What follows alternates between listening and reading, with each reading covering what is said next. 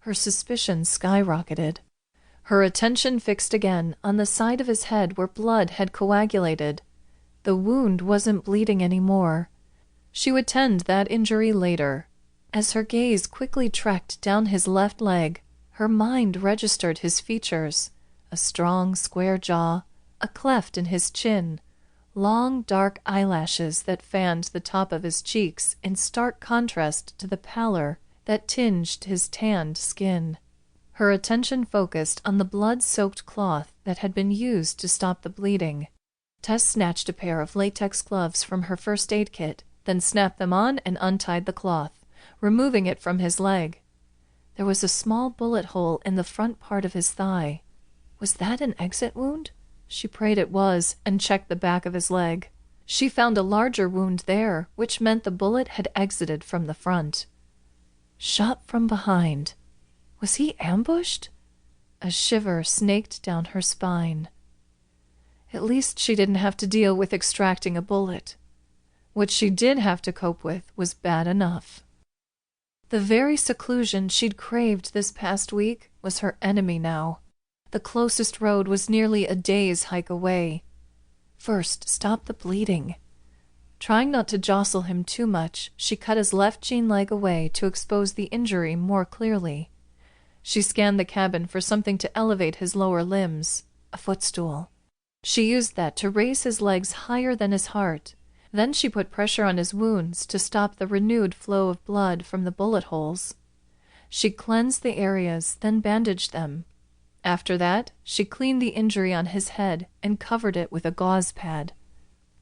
When she was finished, she sat back and waited to see if indeed the bleeding from the 2 wounds in his thigh had stopped.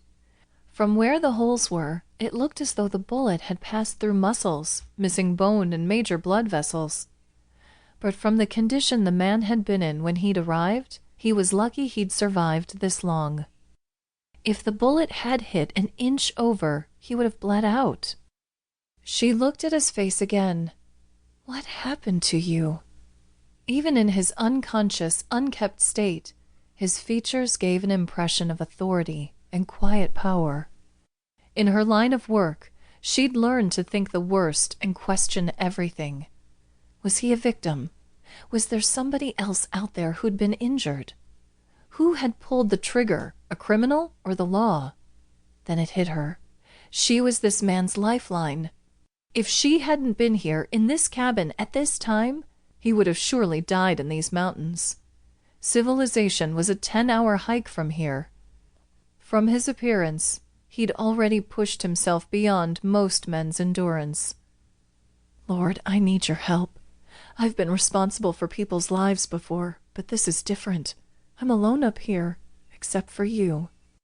Her memories of her last assignment inundated Tess. Guarding an 8-year-old girl whose rich parents had received threats had mentally exhausted her. The child had nearly been kidnapped and so frightened when Tess had gone to protect her. It had been the longest month of her life, praying every day that nothing happened to Claire. By the end, Tess had hated leaving the girl whose parents were usually too busy for her. This vacation had been paramount to her. The stranger moaned, his eyelids fluttered, and his uninjured leg moved a few inches. "Oh, no, you don't. Stay still. I just got you stabilized." She anchored his shoulders to the floor and prayed even more. Even if he were a criminal, she wouldn't let him die. Slowly, the stranger's restlessness abated. Tess exhaled a deep, steadying breath through pursed lips, examining the white bandage for any sign of red. None. She sighed again.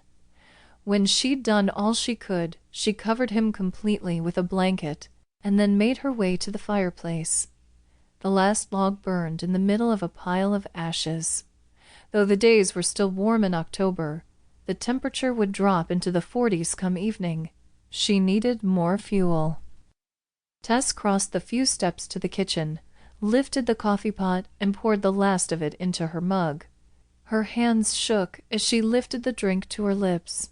She dealt in life-and-death situations in her work as a bodyguard all the time, but this was different. How often did half-dead bodies crash through